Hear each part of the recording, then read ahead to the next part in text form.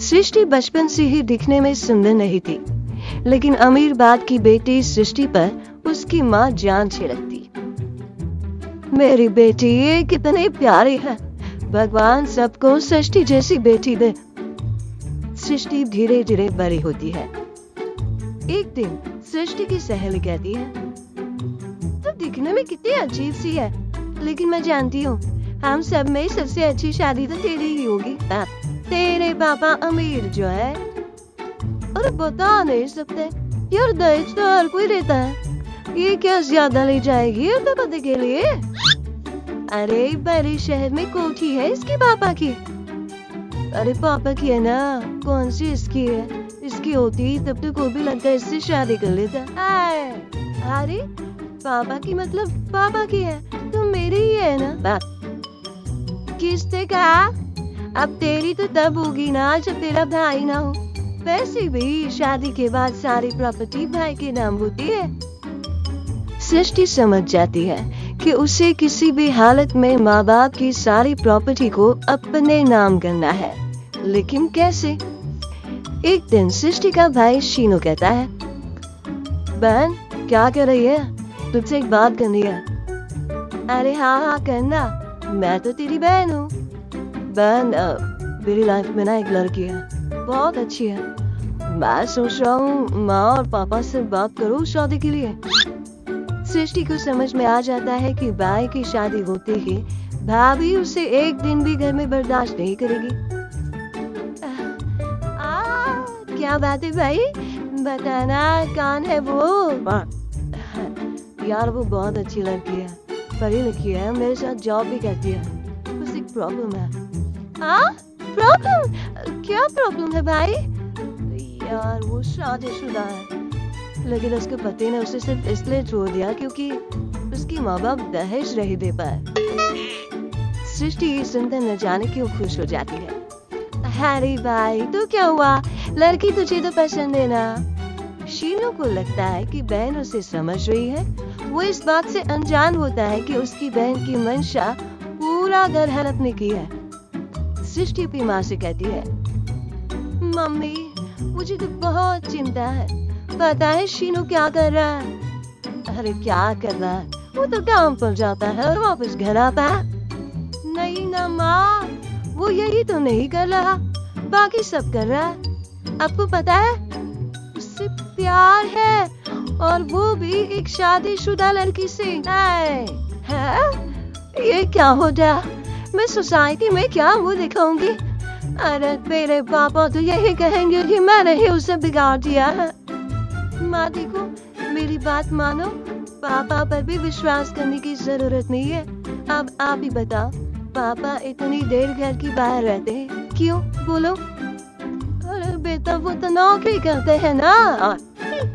तू बहुत भूली है माँ, पापा का ऑफिस तो 7 बजे खत्म हो जाता है, लेकिन देखो कितनी देर से आते हैं। अरे नहीं बेटा ऐसी कोई बात नहीं है। सृष्टि माँ को एक औरत से बात करते पिता की फोटो दिखाती है। देखो माँ कैसे है पापा, मैं ना कहती थी कि पापा सही नहीं है।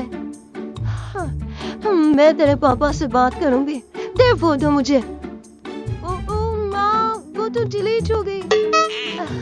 लेकिन चल तूने तो देख लिया ना, पापा से बाद में बात कर लेना, और हाँ मेरा नाम बिल्कुल मत लेना। हाँ माँ। अब क्या था, सृष्टि की माँ और पिता के बीच झगड़ा होना शुरू हो जाता है। सृष्टि के मन में क्या चल रहा था कोई नहीं जानता था। एक दिन माँ सृष्टि के लिए एक लड़का देखा है, वो लोग शाम को उसे देखने आने वाले हैं। और हाँ माँ एक खुशखबरी, मैं और पापा मिलकर एक नया बिजनेस ट्राई कर रहे हैं। शाम को लड़का आता है, सांवले रंग का। सृष्टि को तो बिल्कुल भी पसंद नहीं आता। लड़की की माँ कहती है, लड़की का चेहरा तो कोई खास नहीं, लेकिन अगर मेरे बेटे को आप लोग सेटल कर दे तो मैं उसकी शादी आपकी बेटी से करवा दूंगा। सृष्टि को लड़का बिल्कुल पसंद नहीं था, उसे भाई पर गुस्सा आ जाता है। लड़के वालों की जाने की बात कहती है, माँ देखा शीनू मेरे लिए कैसा लड़का लेकर आया, न दिखाने लायक न सुनने लायक, सेटल भी नहीं, वो भी हम करे। अरे माँ मैं जानती हूँ ये मेरी शादी किसी भी घर में क्यों करवाना चाहता है? अरे कैसी बात कर रही है बहन? तूने तो देखा ना, लड़की को मैंने ही मना कर दिया था इससे शादी के। जिसने लड़का बताया था उसने उसकी बहुत तारीफ की थी। बात आई गई हो जाती है, लेकिन सृष्टि का मन शांत नहीं होता। तो कुछ समझ में नहीं आ रहा। मेरी शादी हो गई तो ये लोग पूरी प्रॉपर्टी शीनू के नाम कर देंगे। मेरे हाथ तो कुछ लगेगा ही नहीं। तभी सृष्टि को आइडिया आता है। वो किसी वकील को फोन करती है। जी देखिए, अगर आपकी मम्मी पापा का तलाक हो जाता है तो आपके पिता की आधी प्रॉपर्टी आपकी माँ के नाम हो जाएगी, फिर उसे वो किसी को भी दे सकती है। सृष्टि अब माँ को बेटे के खिलाफ करती है। माँ, शीनू पर नजर रखा करो। वो जिस लड़की के प्यार में है ना, वो शादीशुदा है।